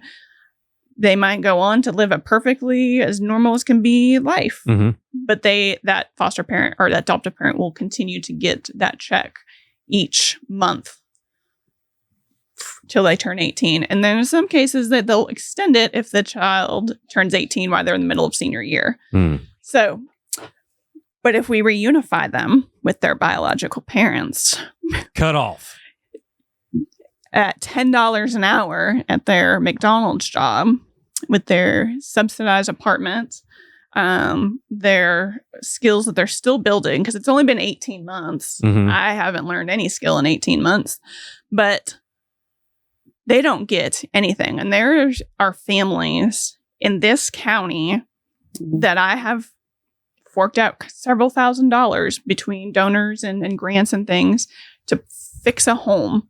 One of them was a huge hole in their living room floor. In child welfare world, that is Dangerous. it's dangerous. It's deplorable living conditions. It's not a safety home. We just paid to have that floor fixed, and that saved $2,500. There's 6 kids in that home at $790 for 6 kids. You do the math per month. it costs more to put them in foster care just in the maintenance payment. That doesn't count the GAL intervention, the court intervention, the CPS worker, all of that stuff in a month. In 30 days, it costs more to do that kid than it took me to fix the hole in the floor. I see what you're brewing up there. So, but how do we not incentivize bad parenting? By saying, we'll pay you money. You know what I'm saying? Like, Sure. it's like these people chose to take this foster care path and they deserve that help. But I see what you're saying of like, well, why don't they just help the families when they reunify instead of just saying, but then I get to like, well, are we incentivizing irresponsible actions or like, but I guess it would be a case by case thing. You're still incentivizing irresponsible actions, but just in the grounds of best interest of the child, because then you have the, what was the word you used earlier? The predatoryness of these parents. And this is not all foster parents. I know people are coming for my soul. There are amazing foster parents who are doing this for the right reason. Shout out. Yes. So you guys are out there, but there are predatory parents who are like, screw those bio parents. I'm going to adopt these kids. So there's reunifying is off the table from the get-go. Right. Because of these things, this Right. culture. That's a problem. And that's a problem. I've also seen people adopt for the check, and all of the psychological symptoms were dormant in the child that they adopted until they hit 17 and a half, 18. And then the adoptive parent is freaking out because check is gone, services are gone, and they can't handle the child. And because of the adoption and the way that the system is set up, now they have a child who is in and out of the psych hospital, who they can't even tolerate to have in the home. Yeah. And then they disconnect contact with that child because of whatever reason. Their feelings are hurt because they punched a hole in their wall, whatever that reason is. And now they've taught that kid an extra bad thing about relationships, because it's not just like, okay, my bio parents did this thing and now I'm in a foster home and I'm safe. Okay, I'm safe. This is my safety. But now they go away. So now everybody goes away. And so what have they learned about relationships? Everybody goes away. They don't learn to do the hard work in relationships of like, let's figure this out. We're not leaving this room until it's figured out. And their relationships with their partners. And they have multiple fathers, because they bounce around. They're going to have, and they're teaching that to their kids. Right. And so or there's a lot. they become you. Or they don't. Responsible humans. I mean, yeah. But yeah. All right. I'm depressed enough, y'all. What have we solved? I get it. Yeah. No, I'm kidding. But We'll solve world hunger next time. yeah. We'll get And that this panel. is a good panel, though. And you're not Oh, going to yeah. solve it as a system. You're going to solve it one person at a time, who can then become that one person for somebody else. Heck yeah. That's, yep. Empathy, people. Let's try to be more empathetic and take care of your stuff too. But also, if you can, help other people take care of their stuff. And then eventually it'll be a whole thing. But yeah, well, I appreciate y'all coming in. I think this was an excellent Thank you. conversation. We don't all, I think this is how you have discussion. You bring up points and then you bring up counterpoints and then you bring up other points. And somehow we've lost a way to do this as a world. And I appreciate y'all taking the time to do it. Everyone out there, before you leave this video, be sure to like it. Subscribe to Creepalachia if you haven't. And if you're listening on Apple or Spotify, take a minute and leave a review. That'll really help the show be found. And check out Facebook and TikTok and Instagram. And we do sell merch now, creepalachia.shop. That'll help the show continue to grow. And again, anyone out there, call 1-800-352-6513 if you have any issues relating children that you need to report, where they are in danger or their health is concerned or anything like that, be sure to make it noted, and let's try to do all we can. And last but not least, everyone else, always remember, long live Appalachia.